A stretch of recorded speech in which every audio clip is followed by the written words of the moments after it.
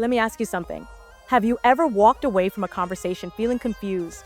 Like somehow everything got turned around on you? Maybe you started the conversation knowing exactly what happened, but by the end you were questioning your own memory. If that has ever happened to you, there is a chance you experience manipulation. And the truth is, manipulation happens far more often than most people realize. The reason many people miss it is because manipulation rarely looks obvious at first. It often starts small, subtle, and easy to dismiss. But once you understand the patterns, you begin to recognize them much more clearly. So today, let's break down 5 of the most common manipulation tactics people use, and more importantly, how they actually work.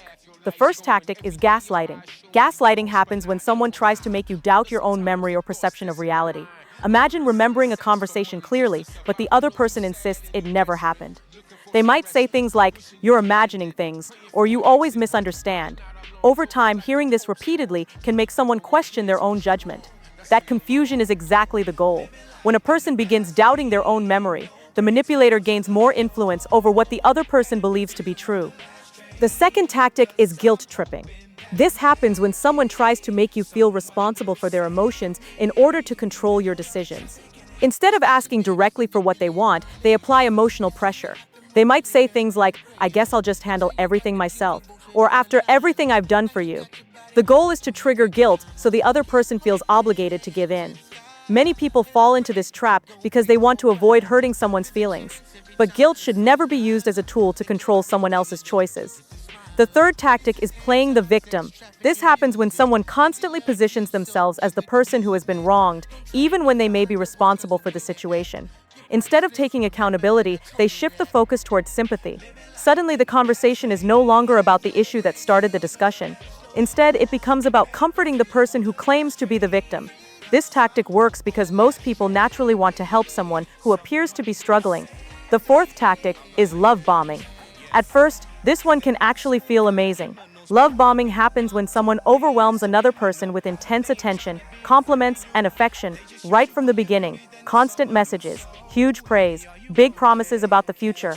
It may feel like someone is deeply invested very quickly, but sometimes this intense attention is used to build emotional dependence. Once that connection is formed, the behavior can suddenly change. The attention fades, and the other person may find themselves trying to regain that original approval. That emotional shift can create a powerful form of control. The fifth tactic is isolation. Isolation happens when someone gradually tries to separate another person from their support systems. They may criticize friends, question family members, or make the person feel guilty for spending time with others. Over time, the individual may begin to rely more and more on the manipulator for emotional support. And when someone becomes cut off from outside perspectives, it becomes much harder to recognize unhealthy behavior. That is why strong support systems are so important. Now, here is something important to remember. Manipulation does not always appear immediately. Many of these tactics develop slowly over time. At first, they may seem harmless or easy to ignore. But patterns begin to form, and those patterns reveal a lot about someone's intentions. Healthy relationships, whether personal or professional, are built on respect, honesty, and open communication.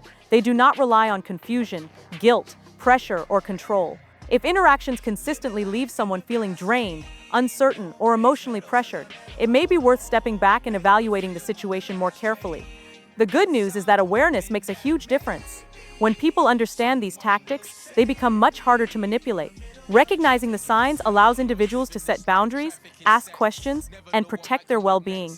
So the next time a conversation leaves you feeling confused or pressured, take a moment to reflect. Sometimes that uneasy feeling is your mind recognizing a pattern that does not feel right.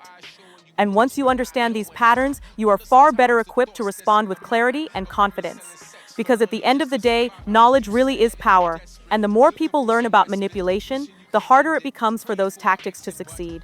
Another tactic that people sometimes use is shifting blame.